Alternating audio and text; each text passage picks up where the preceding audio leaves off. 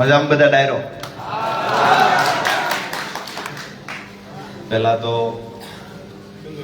આજની આ ગુજરાત જોડો જનસભામાં આમ આદમી પાર્ટીના નેતાઓ તો ઉપસ્થિત હોય સ્વાભાવિક છે, પણ જ્યારે આ પરિવર્તનની લડાઈમાં આપ સૌ મોટી સંખ્યામાં ઉપસ્થિત રહ્યા છો ત્યારે આપ સૌનું હું રાજુ કરોપડા હૃદયથી સ્વાગત કરું.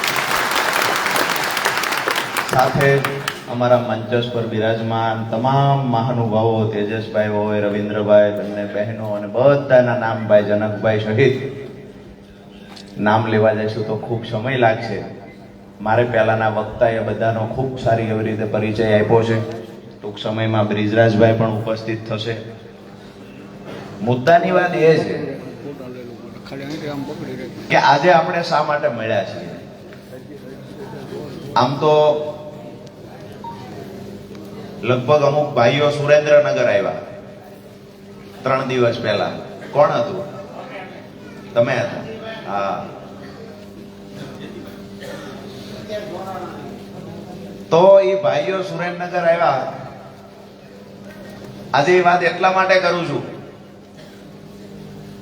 કે આજનો કાર્યક્રમ ભાજપના તમામ નેતાઓ ઘરે બેઠા, ગાંધીનગર બેઠા, વાડીએ બેઠા નિહાળતા હશે એ વાત નક્કી છે. કેમેરામેનને કહીશું કે એમને પણ થોડી મજા આવે એટલે આ પબ્લિક ક્યારેક ક્યારેક દેખાડતા રહે. હું કાર્યક્રમો રોજે રોજના સ્વાભાવિક છે કે પાર્ટી નક્કી કરે એ મુજબ બધે જવાનું થતું હોય. જસદણનો મારો કાર્યક્રમ 3 દિવસ પહેલા નક્કી નહોતો. રવિન્દ્રભાઈની સાથે અમુક ભાઈઓના ફોન આવ્યા. મેં કીધું કાર્યક્રમ બીજે નક્કી થઈ ગયેલો છે, હું પોકી શકીશ નહીં. ભાઈએ કીધું ગમે એમ કરીને આવવાનું છે. જસદણના લોકોનો ઉત્સાહ જુઓ. હું સુરેન્દ્રનગર એક મોબાઈલની દુકાનના ઓપનિંગમાં ગયો હતો તેજસભાઈ. એ ગોતતા ગોતતા ન્યા આવી આવ્યા ગોતતા ગોતતા. તો ઓલા બધા મારી સાથે ફોટા પડાવતા. એ ભાઈ કે ફોટો. મેં કીધું તમે તો કે અમે જસદણ છીએ. મેં કીધું કેમ? તો કે તમને લેવા આવ્યા છે. મેં કીધું હું આયા સુરી, તમને ખબર કેમ પડી? મુદ્દાની વાત એ છે કે સુરેન્દ્રનગરમાં હું જે જગ્યાએ હતો, આવો બ્રિજરાજભાઈ,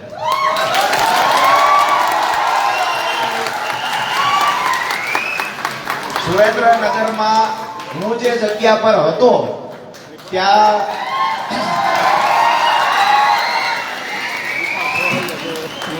જોરદાર તાળીઓથી બ્રિજરાજભાઈને વધાવીએ. આમ આદમી પાર્ટીના યુવા નેતા.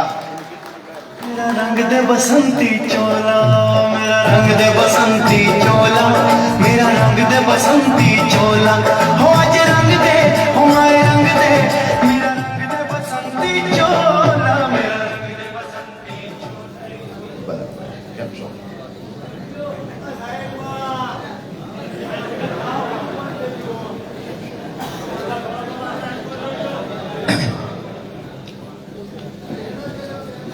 બ્રિજરાજભાઈ શેખ ભાવનગરથી આપણી વચ્ચે ઉપસ્થિત થયા છે ત્યારે ફરી એક વખત બ્રિજરાજભાઈ માટે જોરદાર તાળીઓ થઈ જાય. હવે આપણી વાત ત્યાં હતી કે એ ભાઈઓ ગોતતા ગોતતા મોબાઈલની દુકાને આવ્યા પછી મને એવું લાગ્યું કે હવે ન જાવ તો હું ન શરમો માણા કહેવાય. પહેલી વખત મને પોતાને શરમનો અનુભવ કરાવ્યો હોય તો જસદણ વાળા ભાઈઓએ કરાવ્યો છે. એ કે તમે અહીંયા નહીં આવો, તમે ત્યાં લેવા આવશો. ખરેખર તમારો જે પ્રેમ છે, આ પ્રેમ મને લડવાની તાકાત આપે છે. આમ આદમી પાર્ટીના એક એક યુવાનને લડવાની તાકાત તમારો પ્રેમ આપે છે. આજે અહીંયા જે મોટી સંખ્યામાં ઉપસ્થિત રહ્યા છો, એક વાત નક્કી છે, વધારે વિશેષ કોઈના પર ટીકા ટિપ્પણી નથી કરવી, પણ આજની સભામાં આવતા અમુક લોકોએ, અમુક નેતાઓએ કોકને કોક લોકોને ફોન કરીને રોકવાના પ્રયત્ન કર્યા. મારી વાત સાચી છે? જેને રોકવાના પ્રયત્ન કર્યા છે એ નેતા 2027 ની ચૂંટણી પહેલા સંન્યાસ નો લઈ લે તો તમે મને કહેજો. આમ આદમી પાર્ટીની લહેર આવી રહી છે. આવનાર સમયમાં ખેડૂતો, યુવાનો, મહિલાઓનો અવાજ બનીને જે વ્યક્તિ નીકળશે એ વ્યક્તિની સાથે ખંભે ખંભો આપવાની તૈયારી જસદણ વિષયની જનતાએ કરી રાખી છે. આ એ જસદણ વિષય વિધાનસભા જ્યાં ગુજરાતમાં એક ઇતિહાસ લખાયો. 85 થી વધારે કોઈ ભાઈઓને ખોટા કેસમાં જેલમાં પૂરવાનું કોઈએ ષડયંત્ર કર્યું હોય, અહીંના રહેલા ભાજપના નેતાઓએ ષડયંત્ર કર્યું છે. અમારી બહેનો પર દંડા મારવામાં આવ્યા, ભાઈઓને ખોટા કેસમાં ફસાવવામાં આવ્યા. અરે જે પરિવારમાં વ્યક્તિનું અવસાન થયું છે એના મરણનો મલાજો પણ નથી રાખ્યો. એ લોકોને 2027 માં જડબાતોડ જવાબ આપવા તૈયાર થઈ ગયા. પરિવારને સાંત્વના આપવા માટે કોઈ આવતું, ન્યા પોલીસની ટોળકી ન્યા બેહતી હતી. 10, 15, 20 પોલીસ ત્યાં બેહારે. કોઈ ખરખરે આવે તો કહેવામાં આવે તમારો ફોટો પેલામાં હતો, બજારમાં તમે હતા, તમને અહીંયાથી લઈ જવાના છે. મારી વાત સાચી આ કે ના? પોલીસ કર્મચારીઓને કહીએ છીએ 2 વર્ષ ખાલી ખમી ખાવ. નથી સત્તા નથી કાય અને સતાય અંભાવી છે. 2 વર્ષ પછી સરકાર બને છે. 2027 પછી જે સરકાર આપણી બને છે, કોઈને એવું લાગતું હશે, ઘણા બધા લોકોને એવું લાગે કે આમ આદમી પાર્ટી સરકાર બનાવવાની વાતો કરે છે. 1 સીટ વિસાવદરની આવી, એમાં ભાજપના નેતા એવું કે ઉપાડો લીધો છે. એટલે ઉપાડો લીધો, જે લીધું એ તમારું આખું મંત્રીમંડળ વિસાવદરમાં હતું, ધારાસભ્યો હતા, સાંસદ સભ્યો હતા. તેમ છતાંય આમ આદમી પાર્ટીના 7-8 જુવાનડાએ થઈને ધૂળ સાકતા હતા. મુદ્દાની વાત એ છે કે આ દેશનો ઇતિહાસ છે. જ્યારે જ્યારે પણ ક્રાંતિ થઈ છે ત્યારે સામાન્ય લોકોએ ક્રાંતિ કરી છે, ખેડૂતોએ ક્રાંતિ કરી છે, યુવાનોએ કરી છે, ગરીબોના દીકરાઓએ કરી છે. ઉગાડા પગે જે ફરતા, ફાટેલા તૂટેલા કપડા પહેરીને ફરતા, એ લોકોએ ક્રાંતિ કરી છે. આઝાદીની લડાઈ કોઈ ઉદ્યોગપતિના દીકરા નથી લડવા ગયા. આ દેશ માટે થઈ અને જો કોઈ ફાંસીના માંદડે ચડ્યા હોય, એ પણ આપણા ખેડૂતોના દીકરા હતા. આ દેશની રક્ષા માટે થઈ અને બોર્ડર ઉપર જો કોઈ શહીદ થતા હોય, એ પણ આપણા ખેડૂતના દીકરા છે. અરે તમે શાંતિથી 3 ટાઈમ અનાજ ખાઈ શકો, શાંતિથી પેટ ભરીને જમી શકો, એટલા માટે થઈ અને તમને અનાજ કોઈ પૂરું પાડતું હોય, એ પણ અમે ખેડૂત છીએ. આજે દુઃખની વાત એ છે, અમારો ખેડૂત દેવાદાર બનતો જાય છે. ખેડૂત દિવસે ને દિવસે દેવાદાર બનતો જાય છે. 2014 જે ખેડૂતોનું દેણું 75,000 કરોડ રૂપિયા હતું, આજ ખેડૂતોનું દેણું 1,51,000 કરોડ ને પાર થઈ ગયું છે. ભાજપના નેતાઓને પેટનું પાણી નથી હલતું.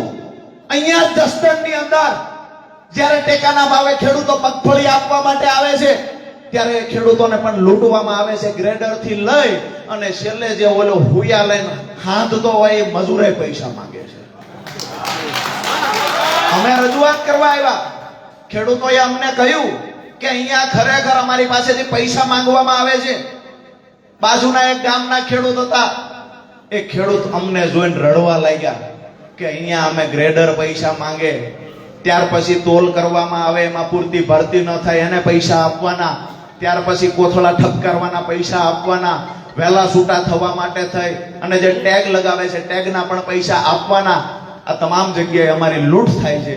એ દિવસે વાંધો લીધો, જબરજસ્ત દેકારો કર્યો. નવાઈની વાત એ છે કે ભાજપના એ નમાલા નેતાઓ જે અમને ન પૂગી શકાય, એ ખેડૂતને જઈને રાત્રે દબાવ્યો. ખેડૂત પાસે વિડીયો બનાવડાવવામાં આવ્યો. ખેડૂત પાસે વિડીયો શું બનાવડાવ્યો કે આજે મેં આવેશમાં બધું બોલ્યો તો મારી ભૂલ થઈ ગઈ છે. અરે નમાલાઓ, તમારાથી ઓલા લૂંટણીયા છે અને ઘર ભેગા નથી કરાઈ શકાતા, અમારા ખેડૂતોને સામાન્ય દબાવો છો. તમારામાં હિંમત હોય તો જસદણમાં રાજુ કરપડા આવ્યો તો એની ટીમ લઈને તમારી હિંમત હોય માફી ક્યાં મંગાવવા આવે. તમારામાં હિંમત હોય, તમારી પોલીસમાં હિંમત હોય, ડંકાની ટોચ પર જસદણની બજારમાં કહીએ છીએ, તમારી પોલીસમાં હિંમત હોય, આ અવાજને દબાવવાના એક વખત પ્રયત્ન કરી બતાવો. તમારી પોલીસમાં હિંમત હોય, એક વખત આ વાહમાં દંડો મારીને બતાવે. તમારી પોલીસમાં હિંમત હોય, ટીયર ગેસનો સેલ છોડીને બતાવે. આ અવાજ ખેડૂતના દીકરાનો અવાજ છે, એક યુવાનનો અવાજ છે. જ્યાં સુધી અમારો ખેડૂત તેરામાંથી બહાર નહીં નીકળે, ત્યાં સુધી અવાજ કોઈના પાપથી દબાવવાનો નથી. આવનાર સમય મન મક્કમ બનાવીને રાખજો. અમારી પાર્ટી પાસે પૈસા નથી, અમે કોઈને દારૂ નહીં આપીએ, અમે કોઈના માટે રાત્રે કોઈ અલગ વ્યવસ્થા નહીં કરી આપીએ, અમે ક્યાંય ભજીયાના તાવડા નહીં મૂકીએ, પણ તમારા બાળકોનું ભવિષ્ય ઉજળું બનાવવાનું સપનું લઈને નીકળ્યા છીએ. આવનાર સમયમાં એકલા ના પડીએ, જવાબદારી આજ તમારા માથા પર મૂકવાયેલી છે. ઘણા બધા નેતાઓ છે જેને આમ આદમી પાર્ટી મજબૂત થાય તો પીડા થાય છે. અહીંયા લાઈવમાં જોતા હોય એમાં પાછા ભાજપનું આઈટી સેલ પૂરું ધંધે લાગી ગયેલું છે. ઈ વળી પાછા આપણા વિશે નેગેટિવ નેગેટિવ નેગેટિવ લખી જ જાય. એમને એવું છે કે 2 જણાને રાખો, 50 અલગ અલગ ફેસબુકના ખોટા આઈડી બનાવો, નેગેટિવ મેસેજ લખો, એનાથી મોરડ તૂટી જશે. મોરડ તોડવા માટેની વાતો છે. અમે તમારી પોલીસ અમારું મોરડ નથી તોડી શકી, તમારા જૂઠા કેસ અમારું મોરડ નથી તોડી શક્યું, તમારી જેલથી અમે નથી દબાણા. અને આ ફંટરિયાઓ પાંગતિયાઓ ભાજપના લંગુરિયાઓ આમાં કોમેન્ટ કરે એમાંથી બોલો. કોમેન્ટ કરનારા લોકોને કહીએ છીએ કે 2027માં તમે જેનામાં ભક્તિમય બન્યા છો ઈ ભાઈને ઘર ભેગા કરવાની તૈયારી સાથે વિસાવદરની જનતાએ જેવી રીતે મન બનાવ્યું હતું એવી રીતે આવનાર સમયમાં ગુજરાતની જનતા મન બનાવવાની છે.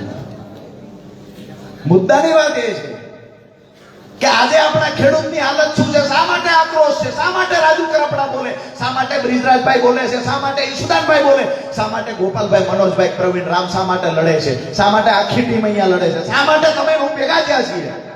વાત એ કરવા માટે આવ્યા છીએ કે આજે આપણો ખેડૂત જ્યારે પાક વેચવા જાય છે પોતાનો, ત્યારે પૂરતો ભાવ મળતો નથી.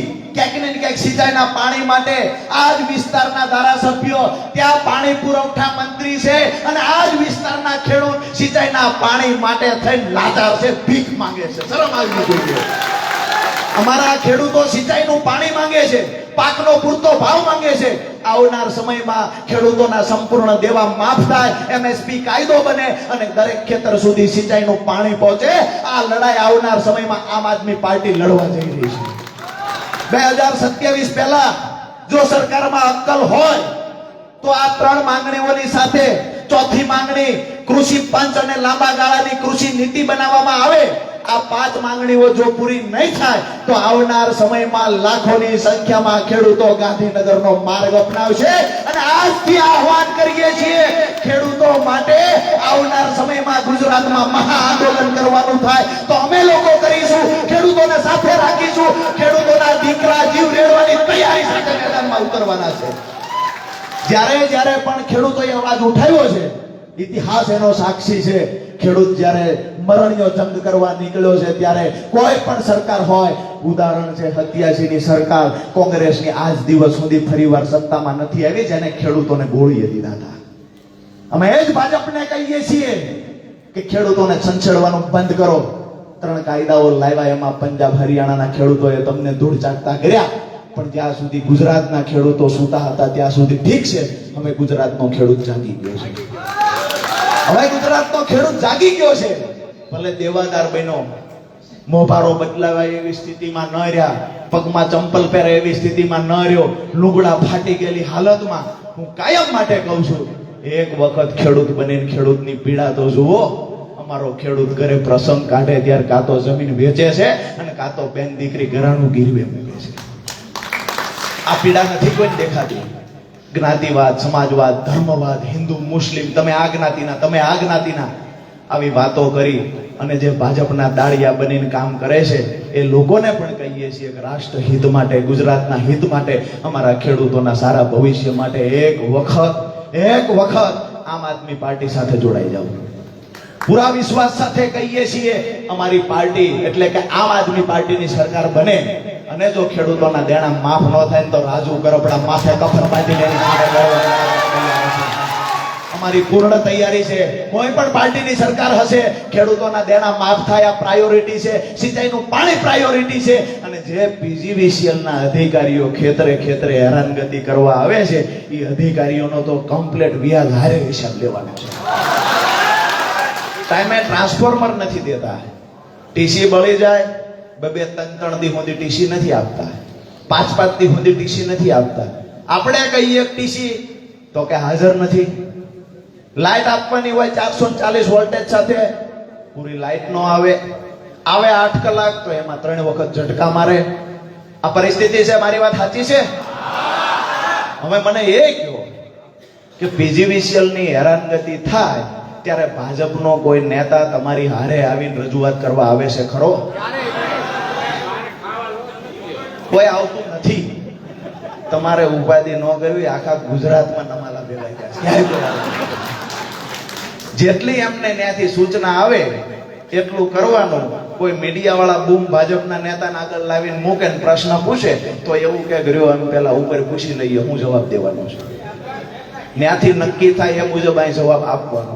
એક પણ નેતા સ્વતંત્ર નથી. અને એ મને ને તમને આવીને કહે છે મત આપો એમ તમારા કામ કરી દઈશું. એટલે ભાઈ તમારા ખિસ્સા જ ભરાતા નથી કોઈ દી. કેવડા પેટ હશે એ પેટાય ભરાતા નથી. હવે જ્યારે ખેડૂતોનું ગરીબોની મનરેગાના પૈસા ખાઈ જવા માટે થઈને તમારા પેટ ભૂખ્યા હોય, શૌચાલય ખાઈ જવા માટે પેટ ભૂખ્યા હોય, અમારા ખેડૂતનું ગરીબનું મકાન બને એ મકાનના પૈસા ખાઈ જવા માટે તમારા પેટ ભૂખ્યા હોય, આ પેટને ફોડી નાખવું જોઈએ. જો માણાના દીકરા હોય તો, માણાના દીકરા હોય તો આ પેટને ફોડી નાખવું જોઈએ. આવનાર સમયમાં જેવી રીતે આજે મોટી સંખ્યામાં ઉપસ્થિત થયા છો ત્યારે હું એક વાત ચોક્કસથી કહીશ કે જસદણ વિશિયા અને ગુજરાતની જનતાએ કમૂરતામાં ઢોલ વગાડવાનું કામ કર્યું છે. નથી કોઈ ચૂંટણી, નથી અહીંયા કોઈ લગન, અને તેમ છતાં અહીંયા મોટી સંખ્યામાં દૂર દૂર સુધી દેખાય એટલા લોકો ઊભા છે. સ્વયંભૂ આવેલા લોકો. આ કોઈ ભાડાની ભીડ નથી. ભાજપના નેતાની તાકાત હોય તો મુખ્યમંત્રીને લઈ આવીને કે સ્વયંભૂ બધાએ આવવાનું છે, કે બસ નહીં મૂકવાની, આ સાવરકર બહેનોને નહીં લાવવાના, આંગણવાડી વાળા બહેનોને, શિક્ષકોને, આ બધાને એમનો ધંધો કરવા દેવાના. એમનામ તમે અહીંયા મુખ્યમંત્રીને લઈ આવો. અરે હું તો એ કહું છું CR પાટીલને લઈ આવો. અને જો 200 જણા ભેગા થાય તો રાજુ કરપડા એમને હાર પહેરાવવા જાહેર. ખાસ વાત એ છે આયના ધારાસભ્યને ભેગા ન રાખતા, નહીતર વીએ નહીં થાય. આ તો ઉપરવાળાને આવીને કાર્યક્રમ કરવો હોય તોની વાત છે. અહીંયા તો દબાવી ધમકાવી અને મત માંગ્યા છે. દબાવી ધમકાવીને કહેવામાં આવે કે સભામાં ન જતા, દબાવી ધમકાવીને કહેવામાં આવે કે અવાજ ઉઠાવશો તો કેસ કરશું, અવાજ ઉઠાવશો તો જેલમાં પૂરશું, અવાજ ઉઠાવશો તો હેરાન કરશું, અવાજ ઉઠાવશો તો ખરાબામાં બનેલા મકાન પાડી દઈશું. એ લોકોને કહેવા માટે આવ્યા છીએ કે અમારા ખેડૂતોની ઢાલ બનીને ઊભા રહેવાની તૈયારી અમારી છે. તમારી તાકાત હોય તાકાત અમારી સામે અજમાવો. ગરીબ ખેડૂતો માટે શા માટે? ગરીબના ઘર માટે શા માટે જાવ છો? ગરીબના દીકરા ઉપર શા માટે જાવ છો? અરે મને તો એ વાતનું દુઃખ છે અને જીવીશ ત્યાં સુધી દુઃખ રહે છે કે આપણો એક નાગાડીનો દીકરો અહીંયા યાર્ડમાં આવી અને જ્યારે પૂરતા કપાસના ભાવ ના મળે ત્યારે એક સારામાં સારું ઇંગ્લિશ મીડિયમમાં ભણતો નાગાડીનો દીકરો અહીંયા આવીને જ્યારે અગ્નિ સ્નાન કરે, તેમ છતાંય નેતાના પેટનું પાણી નથી હલતું. મને એમ થાય કે નેતા નથી, એની માએ પાણો પેદા કર્યો. અમારા ખેડૂતો દીકરો આત્મહત્યા કરે, તમારા પેટનું પાણી ન હલે. અમારા ખેડૂતો પૂરતા ભાવ નથી મળતા, એમાં દિવસે દિવસે આત્મહત્યા કરતા જાય છે. છતાં કોઈ નેતાના પેટનું પાણી નથી હલતું. તમને બે હાથ જોડીને વિનંતી કરવા માટે આજે આવ્યો છું કે આવનાર સમય આપણા બાળકોને કોઈના કારખાનાનો મજૂર ન બનવું પડે, આપણા બાળકને કોઈની ગુલામી ન કરવી પડે, આપણા બાળકને ભિખારી ન બનવું પડે. એટલા માટે મન બનાવી લેજો, માથે કફન બાંધી લેજો. જેવડી લડાઈ લડવાની થાય એવડી લડાઈ ભાજપ સામે લડશું. પહેલો દંડો અમારી પર પડશે, પહેલી ગોળી અમારી પર પડશે.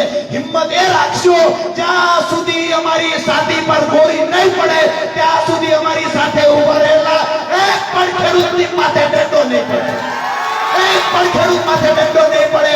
જ્યાં સુધી અમે જીવીએ છીએ ત્યાં સુધી અમારા ખેડૂતોને, ગરીબોને આ નમાલી અને માય કાંગલી સરકારની નમાલી પોલીસની તાકાત નથી કે અવાજ તમારી નમ્ર વિનંતી કરવા માટે આવ્યો છું. અને ગુજરાતના ખેડૂતો, ગરીબો, યુવાનોને નમ્ર વિનંતી કરું છું, આવો સૌ સાથે મળી એક વખત આ ગુલામીમાંથી બહાર નીકળવા માટે જેવી રીતે 1947 પહેલા આઝાદીની લડાઈ આપણા પૂર્વજો લડ્યા છે, અમુક લોકો જરૂર પડી છે તો ક્રાંતિકારીઓ ફાંસીના માંચડે ટીંગાઈ ગયા છે, જરૂર પડી છે તો જેલમાં ગયા છે, અને જરૂર પડી છે તો અન્નનો ત્યાગ કરીને લડ્યા છે.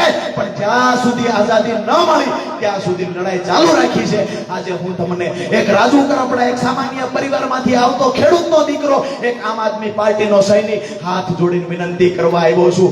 નક્કી કરી લેજો, મન બનાવી લેજો, આવનાર સમય એટલે કે તાલુકા જિલ્લા પંચાયતની ચૂંટણી અને ત્યાર પછી 2027 ની ચૂંટણી ગુજરાતનું ભવિષ્ય નક્કી કરનારી ચૂંટણી છે. ભાજપને ઘર ભેગું કરવા માટે મન બનાવી લેજો, ભાજપને ઘર ભેગું કરવા મન બનાવી લેજો. અને તમારા બધાનો હથવારો હશે, સહકાર હશે. હું ડંકાની ચોટ પર કહેવા માટે આવ્યો છું, ઝાડુથી જ આ કમળની સફાઈ થવાની છે, એમાં કોઈ શંકા નથી. હમણાં એક કવિએ મને મારી વાત પૂરી કરતા પહેલા હજુ સ્વામીના ગઢડાની બાજુમાં ત્યાં રાહ જોઈને બેઠા છે, એટલે ત્યાં પહોંચવું પડે એવું છે.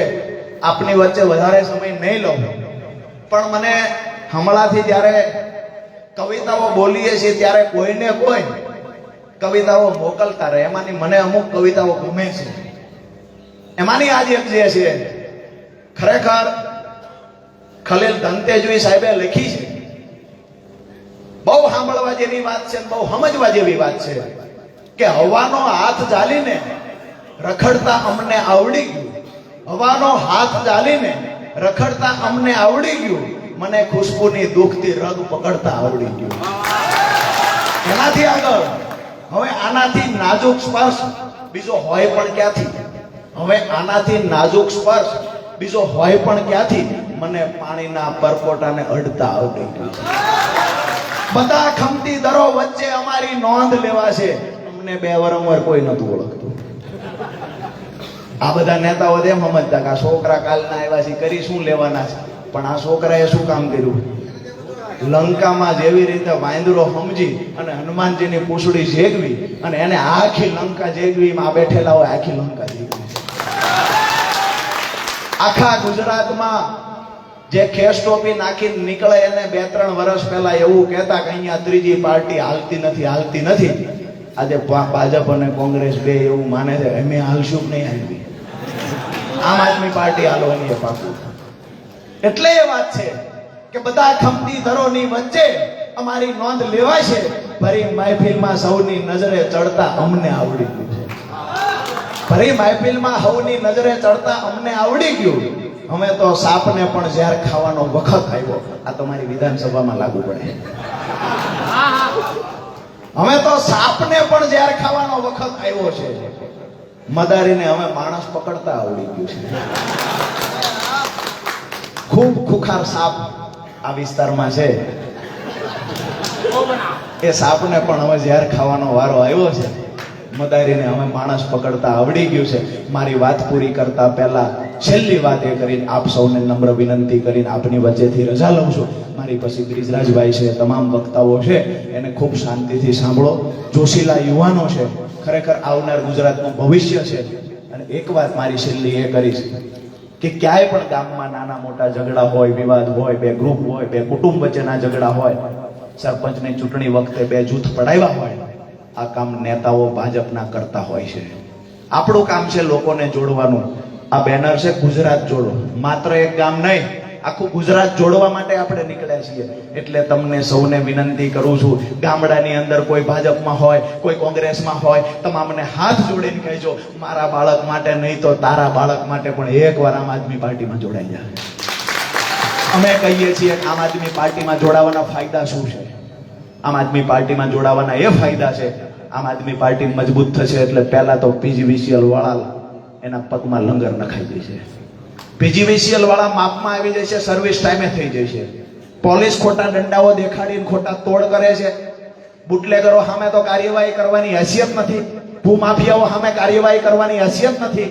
નાના ગરીબ અને ખેડૂત મોટરસાયકલ લઈને નીકળે કે ઉભા રહ્યો, લાવો 200, લાવો 250, મેમો આપશું 500 થશે, મેમો નહીં આપો 2 પ્રકારની સ્કીમ. મેમો દો તો 500 થશે, તમને ચોઈસ તમારી. બોલો મેમો લેવો છે, નથી લેવો તો 200 માં બચશે.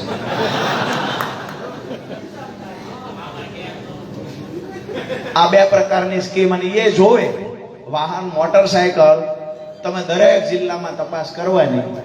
બધા અધિકારી ખરાબ છે એવું નથી કહેતા, પણ માથે ફાળિયું બાંધેલું હોય, દાદાની જેમ સોરણી પહેરી હોય એટલે એ તો શેટેથી નજરે પડે. આડો ઊભો રહી જાય, જાણે આતંકવાદી આવતો એમ રોડ ઉપર થોડી જ પોલીસ વાળો આવી જાય. ઊભી રાખો, ઊભી રાખો, ઊભી રાખો. બોલો કે શું લાયસન્સ આપે? પીયુસી. હવે દાદાને ખબર જ નથી કે પીયુસી એટલે શું છે. એને ખબર જ છે વીમો લાવો, પીયુસી લાવો, લાયસન્સ લાવો, કાંઈ ન મળે તો ચારે સાઈડ સિગ્નલ ચાલુ છે. અમારે દૂધવાળા ભટભટિયા 25-25 વર્ષની ઉંમરના થયા, એને ક્યાંથી આ બધું હોય? ઓલા ભટભટિયા જે હજી અહીંયા છે ડીઝલના, વાહે કેરિયલ હોય, 4-5 જણા બેસી જાય તો ઉપાધિ જ નહીં, સકડા જેટલું કામ કરે, હાલ જ કરે. આ બધા પાસે ક્યાંથી લાયસન્સ હોય? સીધી વાત એ છે કે ક્યાંક ને ક્યાંક ગરીબોને, ખેડૂતોને પોલીસ લૂંટી રહી છે, પોલીસ હેરાન કરી રહી છે. તો એની સામે અવાજ ઉઠાવવા વાળું કોઈ બીજું નથી. એની સામે અવાજ ઉઠાવશે તેથી આમ આદમી પાર્ટી મજબૂતાઈથી ઉઠાવશે. અને જે પોલીસ કર્મચારી ભાજપનો હાથો બનીને કામ કરે છે એ અધિકારીઓને ખાસ કરીને 2027માં મેડલ આપવાનું કામ આમ આદમી પાર્ટી કરે. બીજી વાત રોડ રસ્તાની વાત છે તો સંપૂર્ણપણે રોડો તૂટી ગયા છે. ગટર વ્યવસ્થાની તકલીફ, પાણીની તકલીફ, ખેતરે જાવ ત્યાં પાણી ન આવે, ગામમાં જાવ ત્યાં પીવાનું પાણી ન આવે, દવાખાને જાવ તો ત્યાં કોઈ આરોગ્યની વ્યવસ્થા ન હોય, નિશાળે જાવ તો માસ્તર ન હોય. અહીંયા પ્રાથમિક સુવિધામાં મળે છે શું? કાંઈ જ મળતું નથી. ખેડૂતોને અતિવૃષ્ટિ, કમોસમી વરસાદથી પાક નુકસાન થાય, એના માટે આંદોલનો કરવાના, ત્યારે 20,000 નું વળતર દે. આંદોલનો કરવાના. ઓલા સમાચારમાં આવે રાજુ ગરબડા હજારો ખેડૂત સાથે આંદોલનમાં લેવાનું શું? તો કે 20,000 રૂપિયા. એમાંય આંદોલન. પાછા આંકડા આપવાના આપણે કે ભાઈ વળતર કેવી રીતે નક્કી થાય? તો આપણે પાછા એમને હિસાબ દેવાનો. આપણે જિલ્લાનો ખેતીવાડી અધિકારી હોય એને આપણે કહીએ ભાઈ એકર કેમ થાય? તો કે મને નથી આવડતું. અમે સુરેન્દ્રનગરમાં પૂછ્યું કે એકર સાહેબ કેમ થાય? તો કે 10 વીઘા એકર થાય. હવે આ પાછા નક્કી કરશે જિલ્લામાં વળતર કેમ દેવાનું, વીઘાનું વળતર એ નક્કી કરશે. આજે શિવરાજપુરથી કહીને જાઉં છું કે ગુજરાત સરકારની એક યોજના મુખ્યમંત્રી કિસાન સહાય યોજના, જે યોજના 2016 થી લઈને 2020 સુધી પ્રધાનમંત્રી ફસલ બીમા યોજનાએ ગુજરાતના ખેડૂતોને, ગુજરાતની તિજોરીને લૂંટવાનું કામ કર્યું હતું. આ યોજનાના પુરાવાઓ આપ્યા, અનેક કેસ થયા હાઈકોર્ટમાં, અનેક ખેડૂત આગેવાનોએ આંદોલનો કર્યા. એ આંદોલન કરતા કરતા કરતા કરતા સરકાર જ્યારે એવી બદનામ વધારે થઈ અને વીમા કંપનીઓ સરકારને ગાંઠતી નહોતી. આવું તો સ્વર્ગસ્થ વિજયભાઈ કહેતા હતા કે વીમા કંપની અમારું માનતી નથી. ખેડૂતોના આક્ષેપ સાચા છે, પણ વીમા કંપની કોઈને પૈસા આપવામાં નથી. વાત એ કરવા આવ્યો છું કે વીમા કંપની અમારા 50,000 કરોડ રૂપિયા ખેડૂતોના લઈને જતી રહી છે. નમાલી સરકાર એના પર કાર્યવાહી કરી શકી નથી. અને તમારી વચ્ચે ભાજપનો નેતા આવે એને કહેજો પુરાવા રાજુ કરપડા આપશે તો એનામાં તૈયારી હોય તો વીમા કંપનીઓ પાસે હિસાબ લેવડાવે. બીજી વાત એ કરીએ કે 2020માં વીમા કંપનીને ગુજરાતમાંથી ભગાડી દેવાનું કોઈ એક કામ કર્યું હોય તો ગુજરાત સરકારે કર્યું છે. એની સામે મુખ્યમંત્રી કિસાન સહાય યોજના લઈ આવ્યા. એમાં 3 પ્રકારના માપદંડ નક્કી કરવામાં આવ્યા હતા. એક તો અતિવૃષ્ટિ એટલે કે વધારે વરસાદ કેને ગણવો, બીજું અનાવૃષ્ટિ એટલે કે ઓછો વરસાદ કેને ગણવો, અને ત્રીજું કમોસમી વરસાદ એટલે કે દુષ્કાળ માવઠું છેને ગણવું. આ ત્રણેયના માપદંડ નક્કી કરવામાં આવ્યા. એમાં એવું નક્કી થયું કે અનાવૃષ્ટિ એટલે કે દુષ્કાળ કોને ગણવો? ચોમાસાની શરૂઆત પછી સતત 28 દિવસ વરસાદ ન પડે તો એવા વિસ્તારને અનાવૃષ્ટિ એટલે કે દુષ્કાળગ્રસ્ત જાહેર કરવાનો. આવું નથી કહેતો, ગુજરાતના મુખ્યમંત્રીએ જાહેરાત કરેલી અને એનું જે ખરેખર એને આખી જે ગાઈડલાઈન હતી એ ગાઈડલાઈન મુદ્દા પર હું ટૂંકમાં વાત કરું છું. ગુજરાત સરકારે જાહેરાત કરેલી કે મુખ્યમંત્રી કિસાન સહાય યોજના અંતર્ગત આ 3 માપદંડ નક્કી કરવામાં આવ્યા. એમાંનો જે અતિવૃષ્ટિનો મેન્યુઅલ હતો એમાં કહેવામાં આવ્યું કે 48 કલાકમાં જો 25 ઇંચ કરતા વધારે વરસાદ થાય તો એ વિસ્તારને અતિવૃષ્ટિમાં સમાવેશ કરવો. અનાવૃષ્ટિ એટલે શું? તો ચોમાસાની શરૂઆત પછી સતત 4 અઠવાડિયા વરસાદ ન પડે એવા વિસ્તારને અનાવૃષ્ટિ તરીકે જાહેર કરી 33% થી 60% સુધીનું નુકસાન હોય તો પ્રતિ હેક્ટર 20,000, 4 હેક્ટરની મર્યાદામાં, અને જો 60% થી વધારે નુકસાન હોય તો પ્રતિ હેક્ટર 25,000 રૂપિયા 4 હેક્ટરની મર્યાદામાં. આજે શિવરાજપુરથી કહું છું કે ગુજરાત સરકારની વેબસાઇટ છે, વેબસાઇટ પર એવા 38 તાલુકા છે જ્યાં 30 દિવસ કરતા વધારે સમય થઈ ગયો, વરસાદ નહોતો પડ્યો, ક્યાંક 40 દિવસ પડ્યો, ક્યાંક 50 દિવસ પડ્યો, ક્યાંક 45 દિવસ પડ્યો. જો ગુજરાત સરકારમાં નખશીક પણ શરમ હોય તો અમારા ખેડૂતોને જે જુબાન આપી છે એ મુજબ વળતર ચૂકવવા આવી જાય. જો વળતર નથી ચૂકવતા તો અમે સમજશું કે ગુજરાત સરકાર એટલે દુનિયામાં સૌથી મોટી ફાંકા મારનારી સરકાર. એ એવું કહે છે કે અમે દુનિયાની સૌથી મોટી પાર્ટી છીએ. હું એવું કહું છું દુનિયાના સૌથી મોટા ફેંકુબાજ છે. વાત એ છે કે ખેડૂતોના મુદ્દે જેને ભાજપના નેતાને ચર્ચા કરવી હોય, શિવરાજપુરના આંગણેથી કહીએ છીએ, ફરીવાર આ ચોકમાં રાજુ કરપડા તૈયાર છે. ગુજરાતનો ભાજપનો કોઈ પણ નેતા એવું કહેતો હોય કે અમે ખેડૂતોના હિતમાં નિર્ણય લીધો છે, ખેડૂતો માટે લાવેલી યોજનાઓ લઈ આવે, અને જો એને બોલવા દઉં તો રાજુ કરપડા જાહેર જીવન છોડી. ધારાસભ્ય ફારાસભ્ય નથી કહેતા, કૃષિ મંત્રીને કહીએ છીએ અને અહીંયાથી ભાજપના પ્રવક્તાઓને પણ કહીએ છીએ, ખેડૂતોની બમણી આવકની વાતો કરનારા લોકોને કહીએ છીએ, તમારા પાપે 25 વર્ષથી અમારા ખેડૂતોના મોફારા નથી બદલાણા. આ પાપ કોઈએ કર્યું હોય તો ભાજપે કર્યું છે. આજે ખેડૂતોને કપાસના પૂરતા ભાવ આ વર્ષે મળે એવું હતું ત્યારે અમેરિકાથી ટેરિફ ઘટાડીને કપાસ લાવવાના પ્રયત્ન ભાજપે કર્યા. હું પહેલા દિવસથી કહું છું, કૃષિ વિરોધી અને ખેડૂત વિરોધી અત્યાર સુધી ઇતિહાસમાં કોઈ સરકાર આવી હોય તો ભ્રષ્ટ ભાજપની સરકાર આવી છે. આ વાત સાથે મારી વાત પૂરી કરું છું. ભારત માતાનો જય ઘોષ એવી રીતે બોલાવજો કે અહીંયાથી અવાજ જસદણ પુકારવાનો છે, ગાંધીનગર, દિલ્હી નહીં, ગાંધીનગર રાખવાનું. અહીંયા રહેશે કે અહીં રહેશે?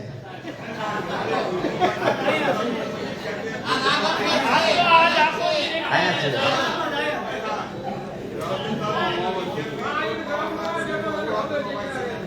ભીમો ને દાદા આખા ગુજરાતનો લૂંટીને ભાજપ વાળાને કંપની ઓરડામાં બેહીન ભાગ બટાઈ કરીને કંપનીને બગાડી મૂકી છે. ચોર કંપની હતી ને એને ટેકો ભાજપે દીધો, બે ભેગા થયા. કંપની કે લૂંટી લીધા, કંપની એને અડધું ભાજપે લૂંટી લીધું છે. દાદાએ કીધું કે વીમો નથી આવ્યો, આખા ગુજરાતમાંથી 50,000 કરોડ રૂપિયા ખેડૂતોના લેણા નીકળે છે, હજુ સુધી કોઈ ખેડૂતોને ચૂકવવામાં આવ્યા નથી. સુરેન્દ્રનગર વાળાને બિચારા નેવાના પાણી મોભ ચડ્યા ત્યાર 1500 ખેડૂતો મળ્યા છે.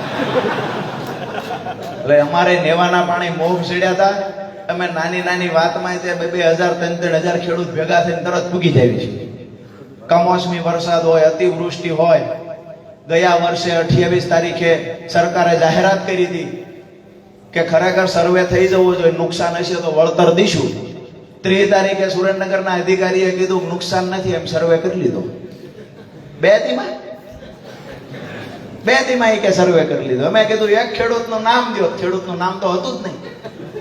આખા જિલ્લાના એક પણ ખેડૂતનું નામ નહોતું. આ સરકાર, આપણે ગામડામાં કહીએ છીએ, મોરથી પકડો કે ખાંડો છે, પૂછડું પકડો કે બાંડો છે. આને નથી પૂછડું, નથી સિંગડું, અને એટલા બધા છેલ્લી ક્વોલિટીના છે કે એના માટેના કોઈ શબ્દ ના હોઈ શકે. પણ તમારે મારે સાવધાન થઈ જવાની એ જરૂર છે. આપણે હેરાન થયા એવી રીતે આપણા બાળકોને હેરાન નથી કરવા. જેને જગતના બાપનું બિરુદ આપવામાં આવ્યું છે એ આપણો ખેડૂત, આપણો જગતનો બાપ, કોઈના કારખાનાનો મજૂર ન બને. આ તૈયારી સાથે આવનાર ચૂંટણીમાં મત દેવાના છે. બોલો ભારત માતા કી જય.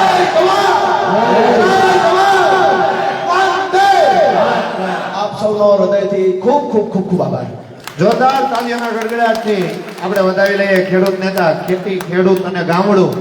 ખરેખર હું ચિત્ર હોય અંદાતા